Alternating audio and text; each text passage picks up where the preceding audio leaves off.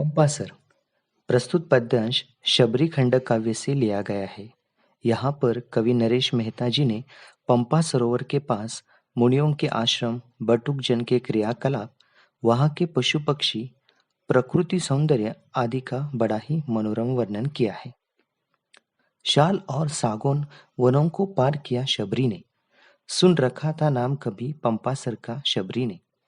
कवि कहते हैं, शाल और सागौन के जो वन थे, उन वनों को शबरी ने पार किया और शबरी पंपासर सरोवर के पास आ गई। इस पंपासर सरोवर का केवल नाम शबरी ने सुना था, आज उसे देखने वह आई है। पंपासर में बड़े बड़े ऋषियों मुनियों के है आश्रम, ज्ञान व्यान तप आराधन के तीर्थ रूप है आश्रम। इस पुराणों में प्रसिद्ध पंपासर सरोवर का परिचय देते हुए कवि नरेश मेहता जी कहते हैं, पंपासर सरोवर के पास बड़े बड़े महान ऋषि मुनियों के आश्रम है और ये पवित्र आश्रम ज्ञान विज्ञान तप और आराधना के तीर्थ है। प्रातः काल हुआ ही था, सब स्नान ध्यान में रत थे। यज्ञ आदि के लिए बटुक जन लकड़ी बीन रहे थे।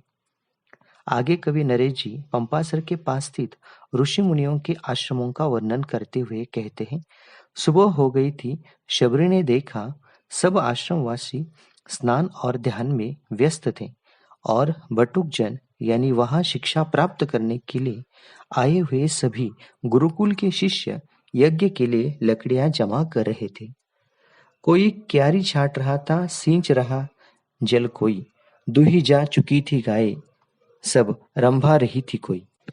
यहाँ कवि बताते हैं, गुरुकुल के ये शिष्य क्यारी छाट रहे थे, कोई उन्हें पानी दे रहे थे, साथ ही सब गायें दूही चुकी थी अर्थात उनका दूध निकाला गया था, तो कुछ गायें रंभा रही थी। गीले आंगन में हरिणों के खुर उभरे पड़े थे, बैठ आम की डाली पर तोते चीख पड़े थे। आगे कवि कहते हैं, आश्रम परिसर का वर्णन, उन आश्रमों के गीले आंगन में हरिणों के खुर उभरे पड़े थे अर्थात पैरों के निशान स्पष्ट दिखाई दे रहे थे। इसका अर्थ यह भी था कि ये सब वन्य या जंगली प्राणी बिना किसी भय के आश्रम में मुक्त संचार करते थे।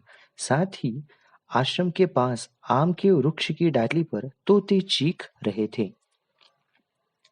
जलकलछीले ऋषि कन्याएं पोखर आती जाती, भीगी एक वसन में वे सब धुले चरण घर चलती। कवि नरेश मेहता जी वर्णन करते हुए कहते हैं, आश्रम निवासी ऋषि मुनियों की बालिकाएं या कन्याएं जंगल की पगवाटों पर पानी भरती, उस समय वे जल से भीगी और एक ही वस्त्र पर होती थी और अपने धुले स्वच्छ कदमों से घर चलती। यज्ञ वेदियां सुलग चुकी थी, वेद पाठ था जारी, कितनी दिव्य और भव्य थी शांति यहाँ की सारी। कवि कहते हैं, पंपासर सरोवर के तट पर इन आश्रमों में बड़ी सुबह सुबह ही यज्ञ वेदियां पवित्र अग्नि से जल उठी थी। उसके पास बैठकर ऋषि मुनियों का वेद पाठ जारी था। इस पवित्र वातावरण में कितनी भव्य और दिव्य शांति का अनुभव हो रहा था। थी विशाल कितनी हरितिमा, शोभित थी पगवाटे, था विराट वटवृक्ष खड़ा, फैलाए वृद्ध जटाए। इन आश्रमों के आसपास के परिसर का वर्णन कुछ इस प्रकार है। कवि कहते हैं, आश्रम या पंपासर के पास विशाल हरियाली छाई है, वहां की पगवाटे सुंदर सुशोभित है, वही एक विराट विशालकाय वटवृक्ष अपनी वृद्ध जटाएं फैलाकर खड़ा है।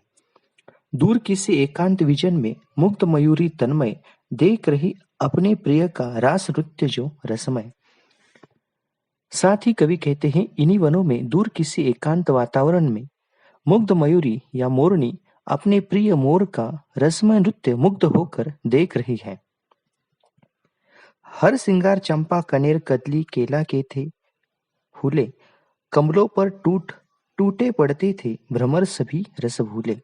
ऐसे सुहाने वातावरण में हर सिंगार चंपा कनेर कतली केला के फूल खिले थे और वही भ्रमरों ने सभी रसों को भूलकर इन पर हमला बोल दिया था।